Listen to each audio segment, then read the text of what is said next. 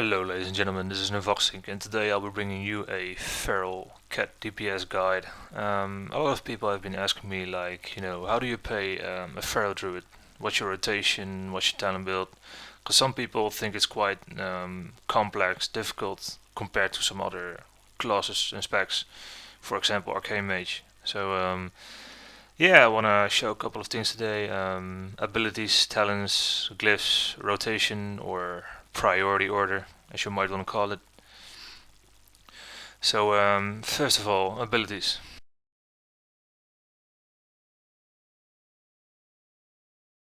So what abilities do we use as a Feral DPS Druid? I'm going to show you them, not necessarily in order you want to use them in a battle, but first of all, Mangle. This is just a melee attack, and it applies a debuff, which makes your bleed do 30% more damage. Some other classes have them, like warriors, but it's always useful to have if you're the only one. Rake. This is a damage over time, a bleed, which gets powered up by Mangle. Then there's Shred. This is like your main combo point generator. Very powerful. You always want to use this as filler. You don't want to go use Rake or Mangle, simply because they cost a little bit less energy. Why this does a lot more damage than these two.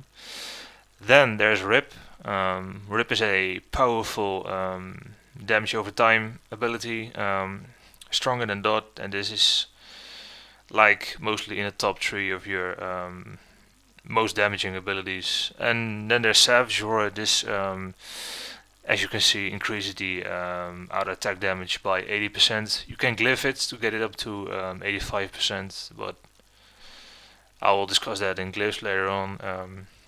Then there's your opener, Feral Charge, which basically if you jump towards the target. And then there's Ravage, which doesn't cost any energy and does a lot of damage. It's like, a Rogue's Ambush. You can compare it with that. Then there's Stealth, of course, when needed. Fairy Fire, which is like a armor debuff. This is 12% in one cost, which is really great. And then there's of course Skull Bash, which is your interrupt as a Feral Druid. For me it has a 35-second cooldown because I got only one talent point in Brutal Impact. This was a leftover talent, which I will tell more about later. Pretty useful on certain boss fights. And then there is your primary DPS cooldowns, which is Tiger's Fury. Short cooldown, 30 seconds, increase your damage done, and instantly restores some energy because of certain talents. And then there's Berserk, which reduces the cost of your the energy cost of your abilities by a significant amount. And then there's the defensive cooldowns, Barkskin and Survival Instincts, which basically decreases the damage you take. Then there's Ferocious Bite. If you have combo points which you're not using to reapply your debuffs, your dots, you can use them to Ferocious Bite. Use all your combo points at once to really hit your target hard. This does a lot of damage. And then there's Swipe. This is your main AoE ability, but it does cost a lot of energy, so make sure you use Berserk while using it to do a lot of AoE, but otherwise you only get two or three swipes off and you're out of energy basically. So Feral Druids aren't the best AoE class, only when bursting when using Berserk. So yeah, that's about it for abilities. Let's go on to talents.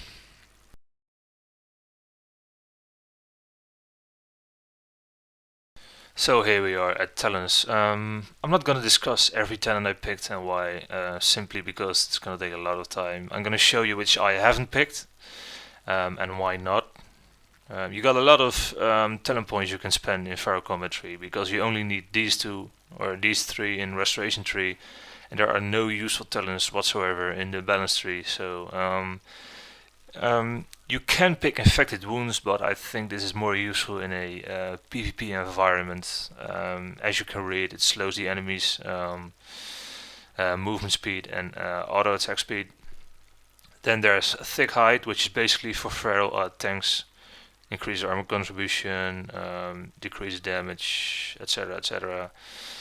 And then there's natural reaction. It's also like a feral tank talent, which you don't need as a feral cat DPS.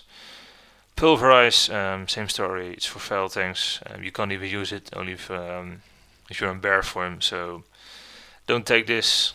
You do want to take these. This is really cookie cutter. You could option these back into this, but in my opinion, that's better for a PvP environment again.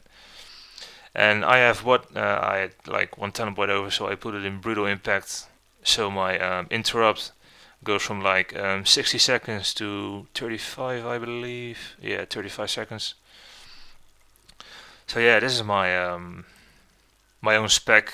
I don't think it's like the most used, cookie cutter spec, but this is the way I prefer it. So yeah, let's go on glyphs.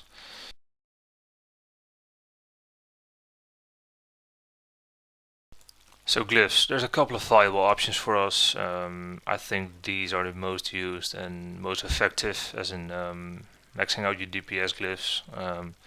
For prime glyphs, you want glyph of bloodletting. This basically increases the duration of your rip by a total amount of 6 seconds. Each time you use mangle or shred, the duration increases by 2 seconds, stacks 3 times. So this is amazing. Rip increases the periodic damage by 15%. This is a whole lot, especially since this is one of your biggest damaging abilities, as mentioned before. And Berserk just flat out increases the duration by 10 seconds. This is really great because you're doing a lot of damage when you're berserking. I think there's a couple of alternatives. I wouldn't pick Mangle. Some people like Savage Roar, but it's only 5% bonus damage, and I don't think it's that much. I think these are the better choices. But once again, pick whatever talents you like, according to your playstyle. When it comes to major glyphs, I prefer Feral Charge. Reduces the cooldown by 2 seconds. Ferocious Bite heals you a bit, helps out your healers.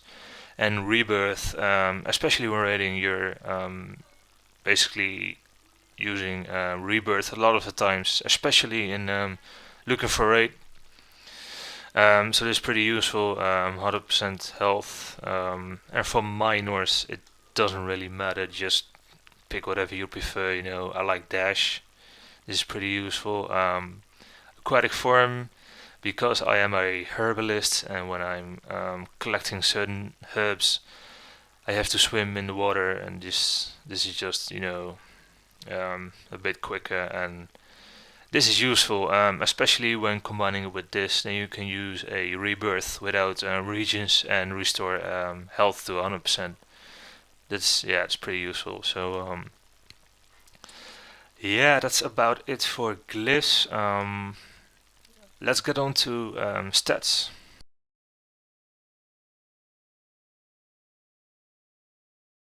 So here we are at the stats part of the guide. The most important stat for a Feral Druid is agility. As you can see, it increases your attack power and critical hit chance. You will basically have this on any of your gear. You must have this on any of your gear, of course. After agility for the secondary stats, you want mastery. This increases the damage done by your bleed abilities. This is really useful. After mastery, you want crit, then haste, then you want expertise, and after expertise, you want hit. For most melee classes, hit and expertise are the most important stats. But that's different for us Feral Druids, because we get 80% of our energy refunded if we miss, so therefore it's not that important, so yeah, just stack a lot of mastery. Yeah, that's about it for stats really. Let's get on to rotation or priority.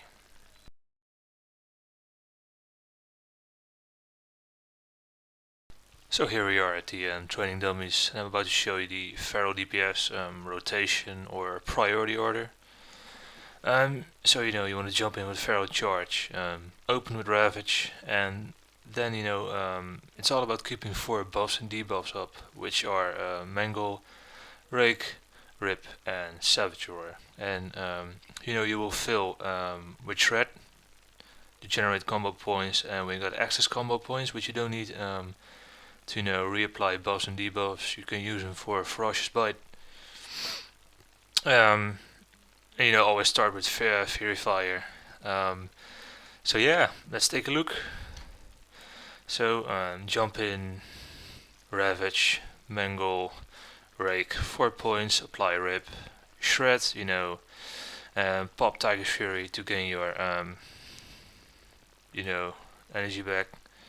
Rake's about to fall off, reapply 5 points, Savage Roar, pop Berserk, extra damage, Rake. Rip's about to fall off, reapply, build up points, and yeah. Ferocious Bite, nothing to reapply yet, Rake again. You can also run out, jump in, Ravage. This is actually a DPS increase. So yeah, just keep those 4 up. And that's basically about it, doing about 20k DPS here, which is not bad, on a dummy, but in a group you'll be doing a lot more damage. So yeah, that's about it. If you have any questions or comments, feel free to leave them down below in the comment box. And thanks for watching this video.